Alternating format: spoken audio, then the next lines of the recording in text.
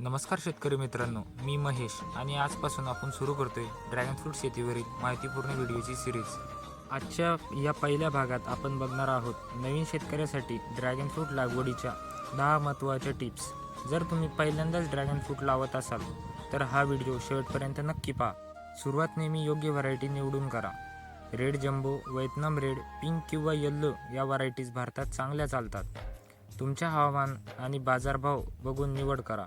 थंडी जास्त असेल तर मजबूत व्हरायटी वापरा। प्रत्येक खांब 5 ते 6 फूट उंच ठेवा। वरती सिमेंट रिंग ठेवल्याने ब्रँचेस खाली झुकतात आणि प्रोडक्शन वाढतं। खांब मजबूत असावा म्हणजे वारा किंवा फळाचं वजन झेपेल।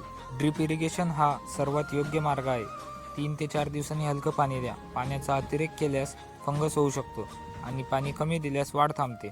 सीझननुसार वॉटरिंग शेड्यूल बदला। ऑर्गॅनिक आणि केमिकल दोन्ही खताचा वापर करा। महिन्यातून एकदा 19-19-19 स्प्रे करा। सोबत नीम खोळ, कंपोस्ट आणि मायक्रो न्यूट्रिएंट्स द्या। यामुळे झाडं तगडी आणि हिरवी राहतात। ट्रायकोडर्मा, नीम ऑइल आणि कॉपर फंगीसाइड वापरा। पावसाळ्यात फंगस होण्याची शक्यता जास्त असते। प्रिव्हेंटिव्ह स्प्रे दिले तर झाड वाचतात। सॉफ्ट स्टेम किंवा काळे डाग दिसले तर लगेच उपाय करा। 10 डिग्री खाली आणि 45 डिग्रीवर प्रोटेक्शन आवश्यक असतं। हिवाळ्यात मल्च वापरा। उन्हाळ्यात थोडं शेडनेट लावा। एक्स्ट्रीम टेम्परेचरमध्ये पाणी आणि खताचं प्रमाण कमी जास्त करा। फळं साधारण 30 ते 35 दिवसात तयार होतात। तोडणी करताना फळाचा रंग पूर्ण लाल झालेला असावा। सकाळी तोडणी केल्याने फळाचा फ्रेशनेस टिकतो।